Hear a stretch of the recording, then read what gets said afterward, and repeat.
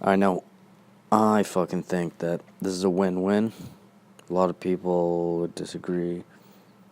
You know, Colin Cowherd saying, yeah, the Raptors get rid of a shitty guard who can't hit threes and was benched in the playoffs, and now you get Kawhi Leonard for a year, you can rebuild. I mean, that does make sense.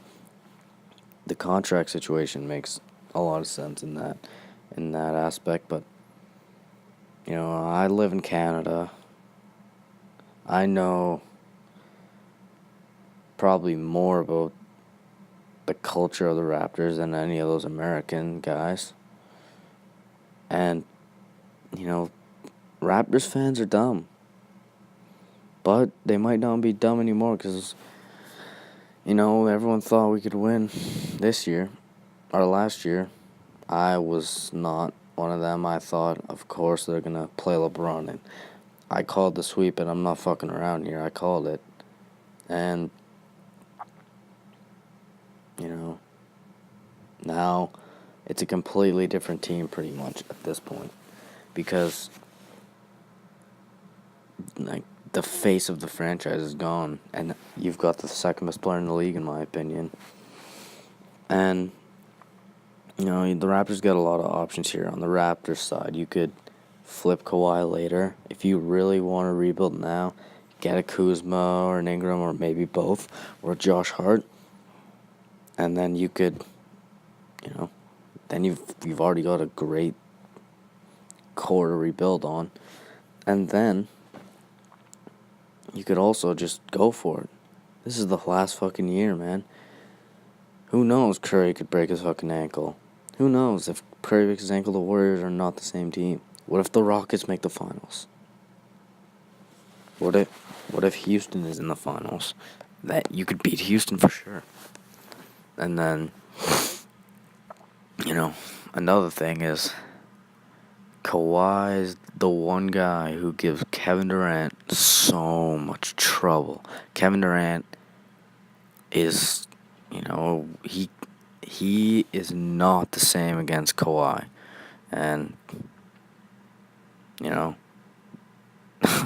once you eliminate Durant, it's just basically the old Warriors, and I think that's beatable. Just because they went 73-9, that was a different team. And the Boogie thing, Boogie, I think he might even just cause problems, even, like, if you want a max deal, you gotta fucking put up some numbers, and you're not putting up numbers with Curry, Clay, and fucking Kevin Durant there, so realistically, I think the Raptors should be the favorite. Why wouldn't they be? They were the 1 seed last year. They had the second best record in the NBA last year.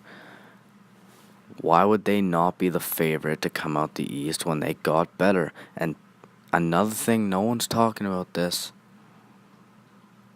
Now they're completely adapted to the new NBA.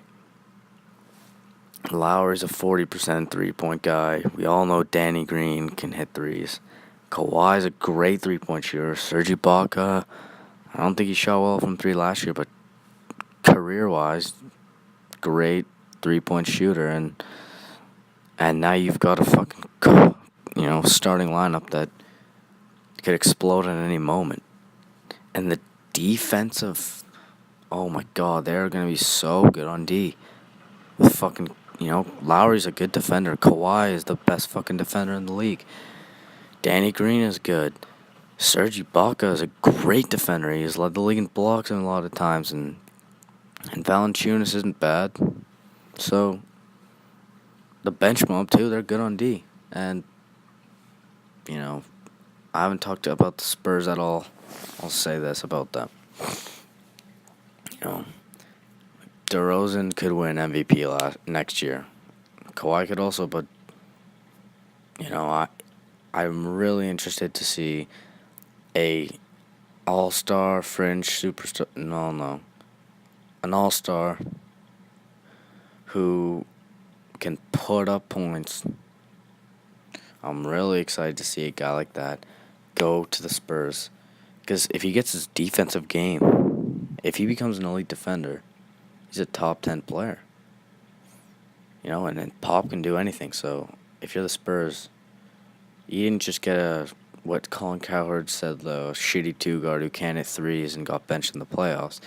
You got a 27 point per game guy who you can improve on D and from 3-point range.